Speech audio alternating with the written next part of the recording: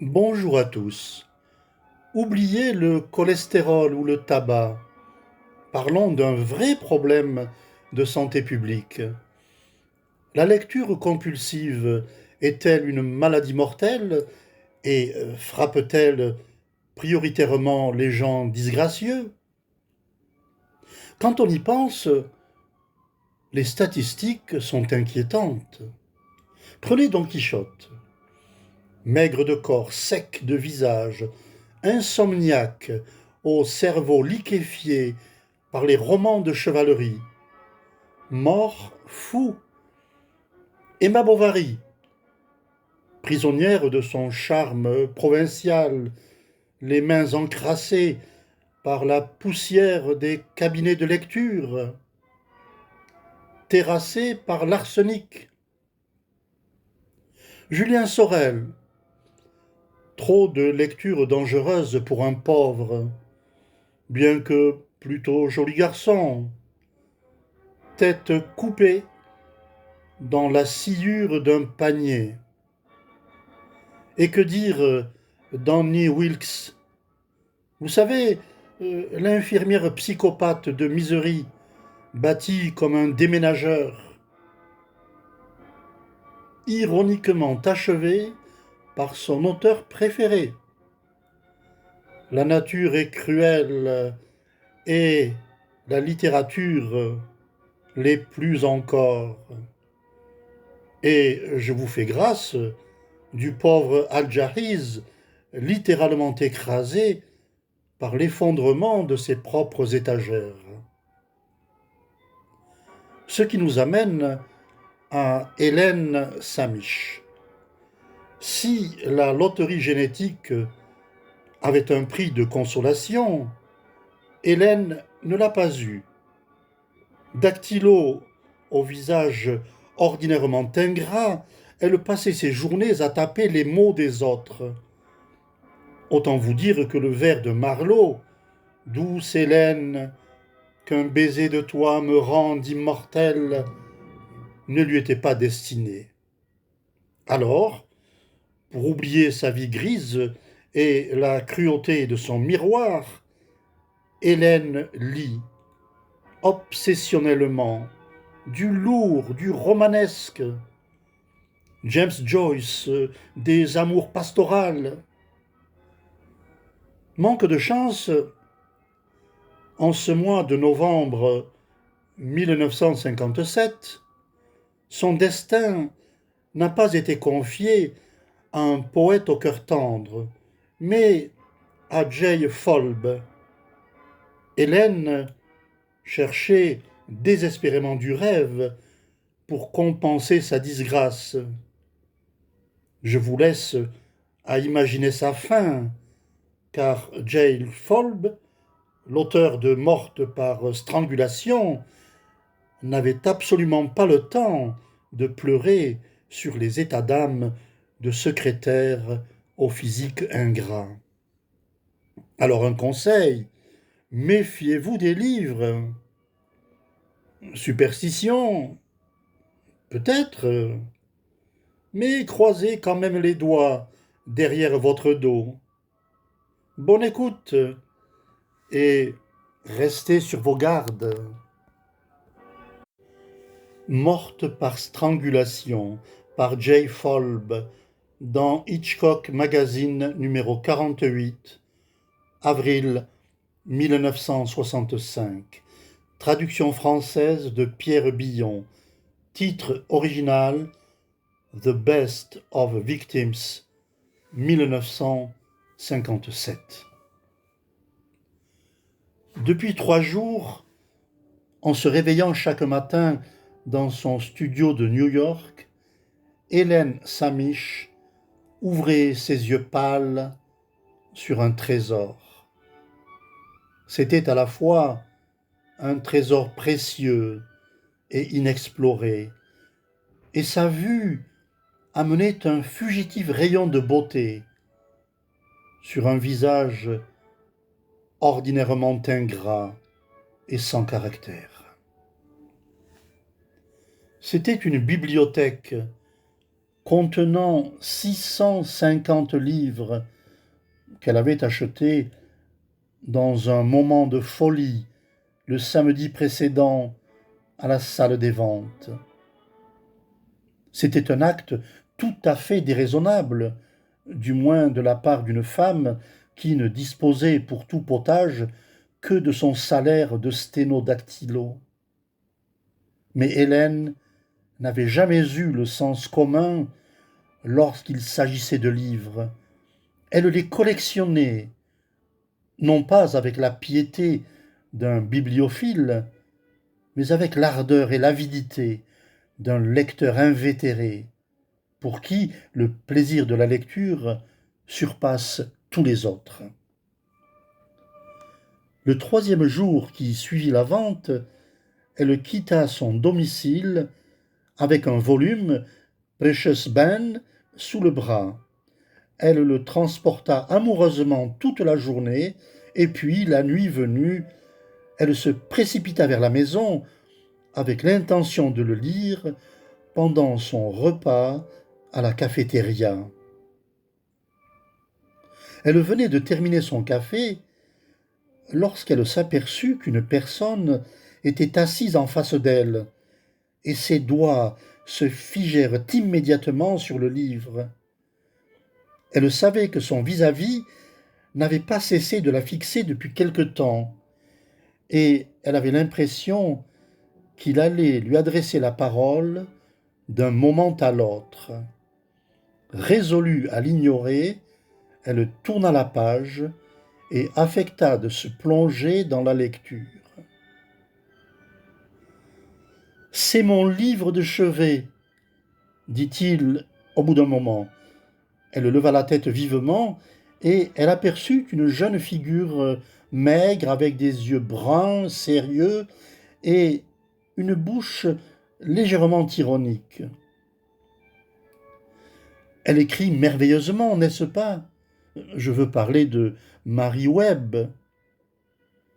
Le cœur d'Hélène se mit à battre, mais pas au rythme des phrases de Marie Webb. En fait de jeunes gens, elle ne connaissait que les blonds héros qui promenaient leurs pas intrépides à travers les pages de ses romans. Les vrais, ceux qui lançaient aux femmes des sourires pleins de sous-entendus, ceux qui riaient bruyamment dans les rues, étaient pour elle des étrangers. « Je ne voudrais pas être importun, dit-il. Vous savez ce que c'est lorsque l'on voit quelqu'un lire un de vos livres préférés. Du moins, lorsque vous aimez les livres, n'est-ce pas? Si j'aime les livres, certainement, dit Hélène. Et moi donc, il n'y a rien au monde que je préfère. Cela doit vous paraître bizarre. Non, pas du tout. Elle s'éclaircit la voix. Je lis tout le temps. Je crois que tout ce qui existe dans le monde se trouve dans les livres, tout ce qui est arrivé à chacun de nous. C'est très vrai. Je vois que vous comprenez. C'est exactement ce que je ressens. Mais il est tellement difficile de communiquer ses sentiments. Il parlait avec un enthousiasme juvénile qui se refléta sur le visage d'Hélène. Ils continuèrent à parler.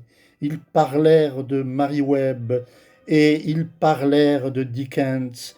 Ils parlèrent d'Hemingway, de Milton, de Shakespeare et de Faulkner. Ils découvrirent, auteur après auteur, ceux pour lesquels ils partageaient une égale dilection. Après 2 heures de conversation et de café, il dit « Je m'appelle Bill Mallory. Et moi, Hélène, dit-elle à son tour en baissant les yeux. C'est l'un de mes prénoms favoris. Connaissez-vous le poème?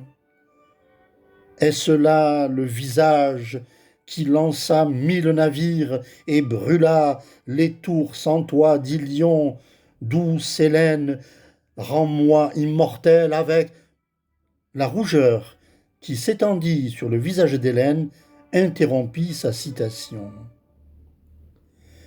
Les jeunes gens ne parlaient pas de cette façon, pas à elle. Soudain, la pensée qu'il se moquait d'elle tomba sur son corps comme une douche froide. Elle se leva, ramassant son livre et son sac à main. « Attendez, dit Bill en la retenant par le bras. Si vous n'avez pas de projet, j'en ai, je le crains. Ne pourriez-vous pas les changer? Excusez-moi. Je vous en prie. Il lui étreignit le bras. Ce contact la fit frissonner d'une sensation inhabituelle. Vous ne pouvez disparaître ainsi. Nous pourrions aller voir un film, faire une promenade. Elle le regarda droit dans les yeux. Ils étaient toujours aussi sérieux, mais sa bouche bien dessinée avait une expression ambiguë. « D'accord, » dit Hélène, qui ne reconnut pas sa voix. Ils se promenèrent dans les rues de la ville pendant 1 heure. La jeune fille se débattait au milieu de sentiments tumultueux et contradictoires, prise entre la méfiance instinctive qu'elle éprouvait à l'égard du jeune homme et le plaisir qu'elle ressentait en sa compagnie. Finalement, ils se rendirent à son appartement où elle le vit avec soulagement détourner son intérêt de sa personne pour le reporter sur les livres qui encombraient ses rayons. « C'est sensationnel !» s'écria-t-il en plongeant avidement ses mains parmi les volumes. « Vous devez au moins posséder 1000 livres. » « Oh, il y en a plus de 1000. Je viens d'en acheter 650 à la salle des ventes. C'est pourquoi vous voyez un tel désordre dans mon studio. » Il jeta un regard autour de lui avec un sourire. Il y avait des livres partout, gisant en tas le long des murs, retenus ensemble par une ficelle. Il y avait des caisses de livres pleines à déborder. Il y avait des livres sur toutes les étagères. Il allait d'un coin à l'autre avec ardeur, soulevant les couvertures, feuilletant les pages. Ce serait un travail de classer tout cela. Je pourrais peut-être vous donner un coup de main. Il se fait tard. Demain soir, si vous préférez.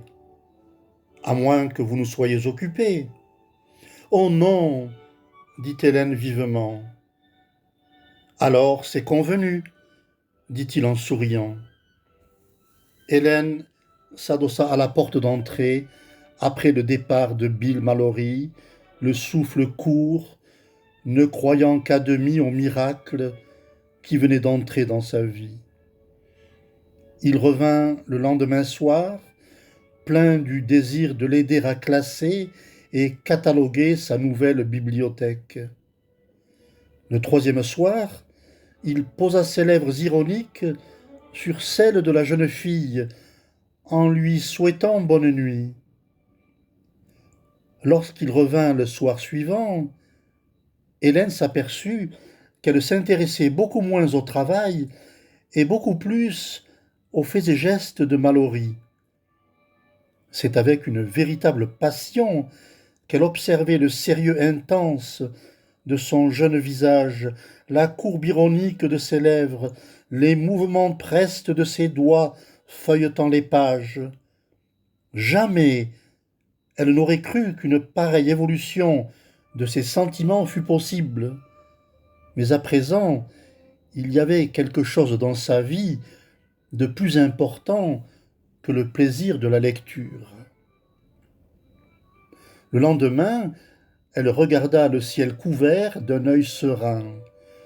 Debout devant les étagères de livres, elle parcourait les titres, cherchant un volume pour la journée. À la fin, elle choisit un gros Ulysse. Il était étroitement serré dans l'étagère du fond.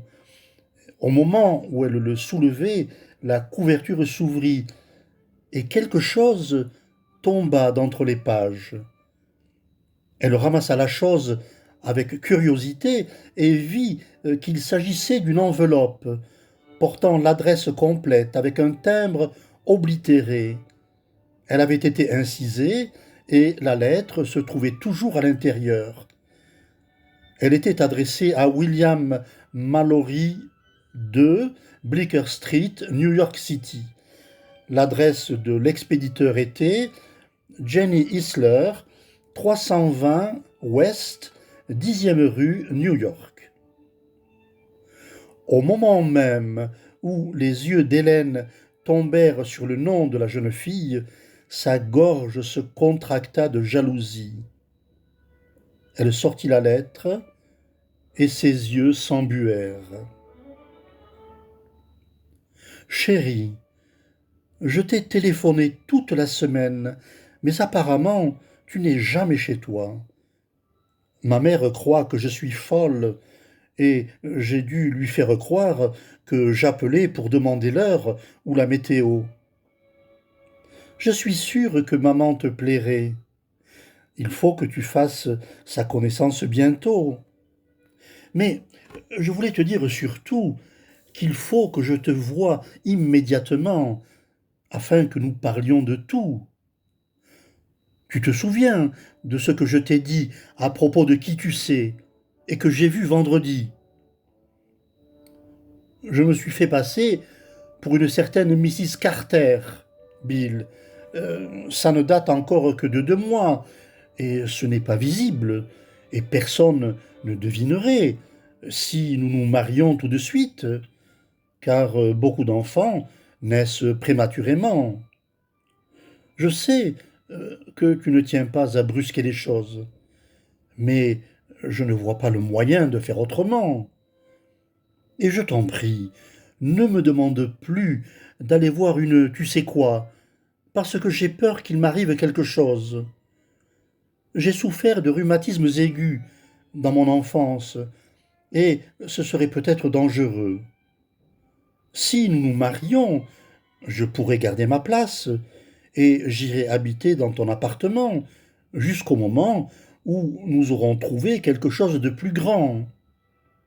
Mais je t'en prie, téléphone-moi, afin que nous puissions parler de tout cela après le travail. Je t'aime, Jenny. La commotion provoquée par la lettre fit venir des larmes brûlantes aux yeux d'Hélène. Elle ne voulait pas cesser d'aimer Bill Mallory. Il était beaucoup plus facile d'oublier les mots cruels qu'elle tenait à la main et de penser seulement à la rencontre de ce soir et du lendemain. Mais comment la lettre avait-elle fait pour échouer dans ce livre? Est-ce Bill qui l'avait oublié? Non, il n'avait jamais apporté de volume. En outre, elle était certaine qu'à aucun moment, au cours de leur travail de classement, il n'avait inscrit l'Ulysse dans le répertoire. On ne lui avait pas révélé le nom du propriétaire à la salle des ventes. Ne serait-ce pas à lui que les livres auraient appartenu par hasard? Bill les connaissait à fond.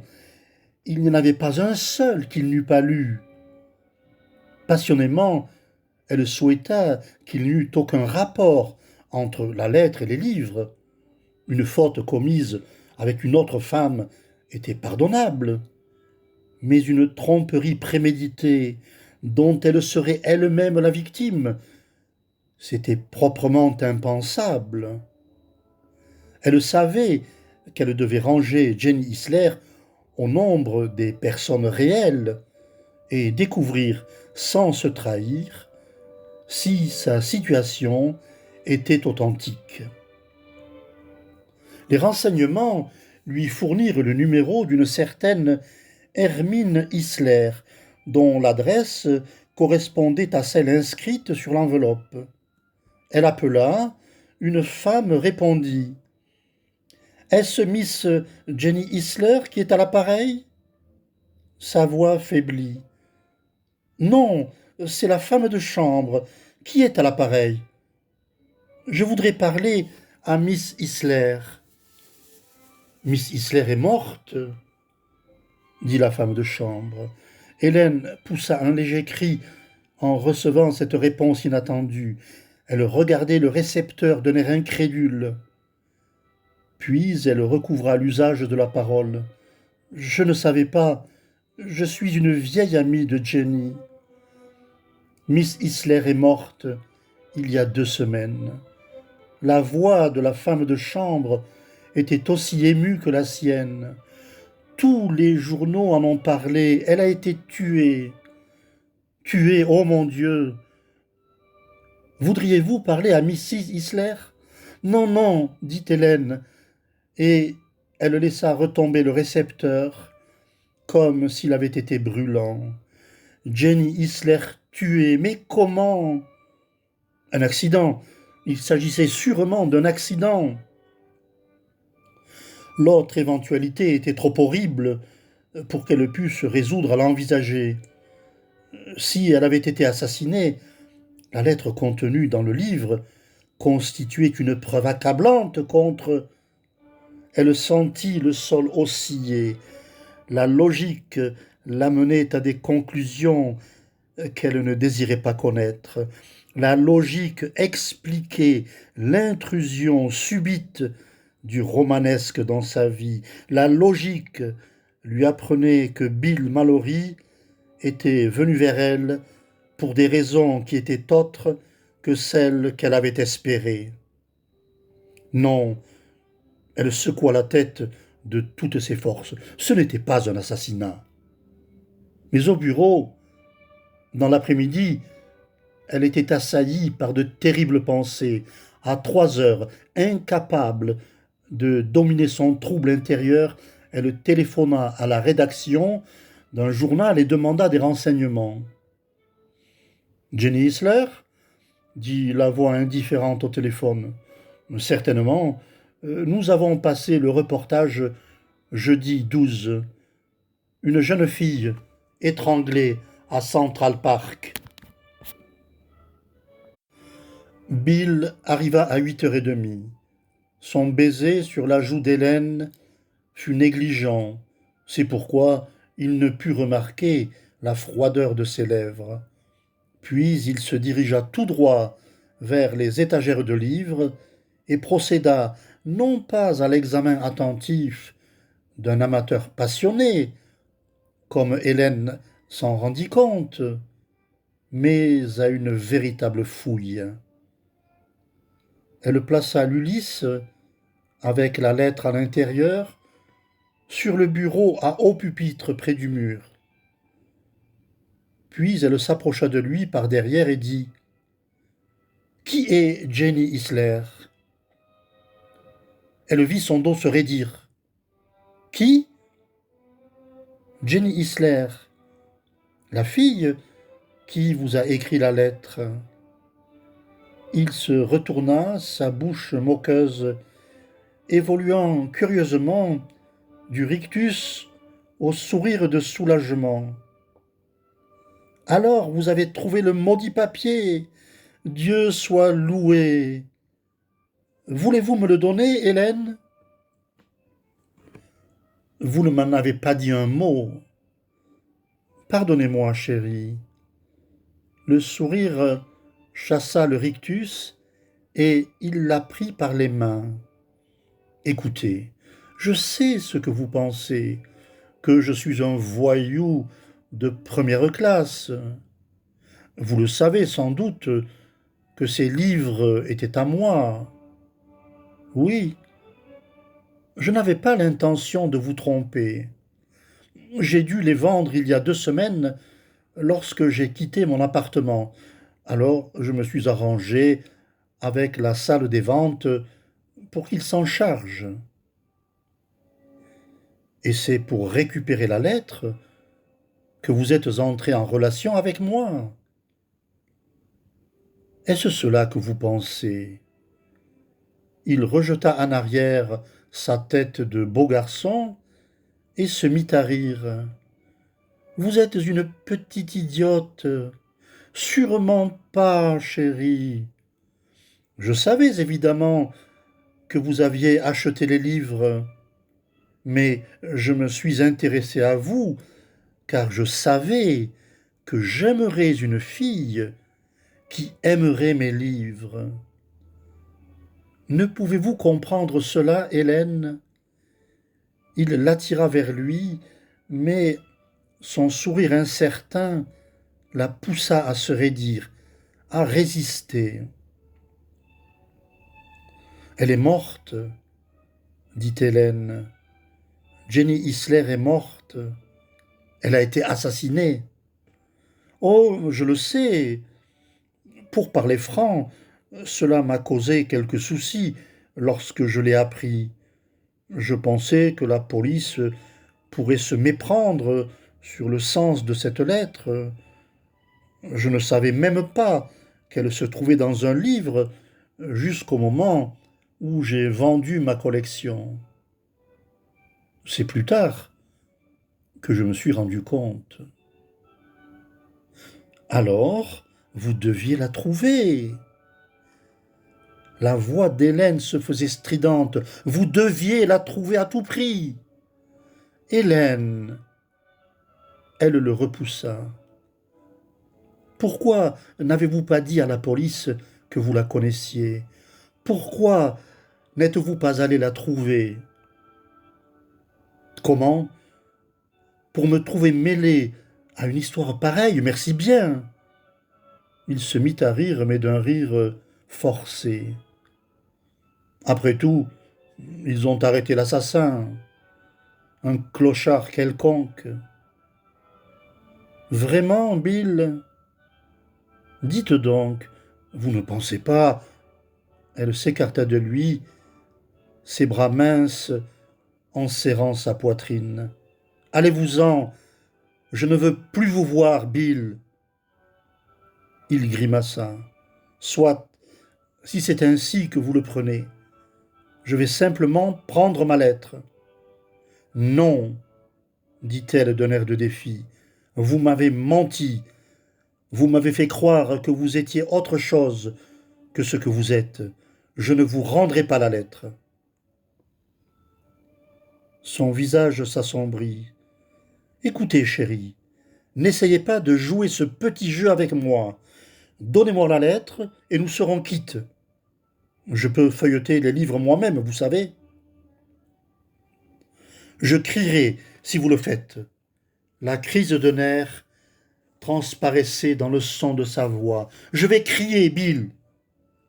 Ne faites pas la sotte. Il ricana et se dirigea vers la bibliothèque, et tout le ressentiment et la souffrance contenus dans le corps d'Hélène Samiche explosèrent dans un cri suraigu. Il se retourna vers elle avec des yeux affolés, mais elle continua de crier. Il fit un pas vers elle, et elle recula contre le bureau à haut pupitre contre le mur. Avant qu'elle n'ait pu se remettre à crier, de longs doigts l'avaient agrippée, déchirant ses vêtements, scellant ses lèvres. Elle glissa sa main derrière son dos, cherchant frénétiquement une arme défensive. Elle rencontra l'Ulysse et se mit à le frapper à coups redoublés, jusqu'au moment où la reliure céda. Mais il y avait de l'acier dans les doigts de Bill Mallory, de l'acier qui se referma sur son cou comme un étau. Le livre tomba sur le sol et, après s'être débattu quelques instants encore, Hélène Samish exhala son dernier soupir. Bill Mallory regarda la fille morte et écouta le silence qui s'était fait soudain dans la pièce. Mais le silence ne devait pas durer. Les cris avaient attiré les gens dans les couloirs de l'immeuble. Il se dirigea vers la porte et descendit l'escalier avant que la foule n'ait découvert ce qui avait provoqué les cris et en avait tari la source. Le représentant de l'armée du salut s'appelait Mr. Weedy. C'était un homme corpulent aux yeux ronds qui se déplaçait à pas feutrés et respectueux dans la chambre de la jeune fille défunte. Il tourna les yeux vers le lieutenant de police qui l'accompagnait et dit avec une intonation lugubre de circonstance : « Quand la pauvre fille est-elle morte ? » « Il y a environ 2 semaines, Mr. Weedy. Et pour ce qui est de retrouver l'assassin, la chance ne nous a guère favorisés. » « Dommage, fit Mr. Weedy, et il porta son regard sur le bois brisé de la porte d'entrée. « Est-ce l'assassin qui a fait cela ? » ?»« Nous ne savons pas, répondit le lieutenant aimablement. Cela s'est passé 2 jours après le meurtre. Quelqu'un a voulu s'introduire dans l'appartement par effraction, mais il a pris la fuite avant d'avoir pu y réussir. Depuis ce temps, nous avons fait garder les lieux. « Ah, dit Mr. Weedy d'un air pénétré, l'assassin revient toujours sur les lieux du crime. » « Peut-être, dit le policier en souriant, à moins qu'il ne s'agisse d'un amateur de souvenirs. C'est extraordinaire comme ce genre d'affaires les attire. Il n'a rien prélevé dans l'appartement, mais nous n'avons pas réussi à mettre la main sur lui.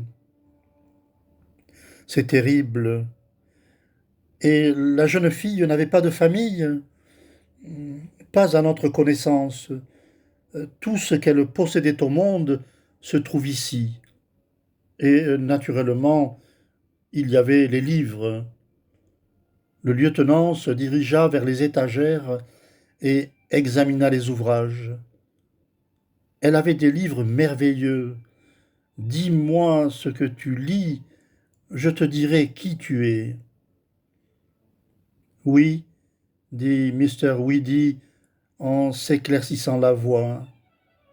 Eh bien, je crois que nous pourrions nous mettre au travail. L'armée du salut vous est infiniment reconnaissante de ce don généreux, lieutenant. Nous ne pouvions mettre ces livres en meilleures mains, Mr. Weedy. Ils semblent tous en bon état, à l'exception de celui-ci. Il se baissa et ramassa un gros ouvrage parmi les piles de volumes entassés en désordre sur le plancher. La couverture a été arrachée. Vraiment, jamais eu le temps de le lire. Ce n'est pourtant pas l'envie qui m'en a manqué. Alors, emportez-le. J'éprouve quelques scrupules. Ils appartiennent maintenant à l'armée du salut, Mr. Weedy. Je vous en prie, ne vous gênez pas, d'autant plus qu'il est endommagé. Emportez-le, puisque vous en avez envie. Merci, dit le lieutenant. Je crois que j'aurai beaucoup de plaisir à le lire. Et il mit l'Ulysse sous son bras.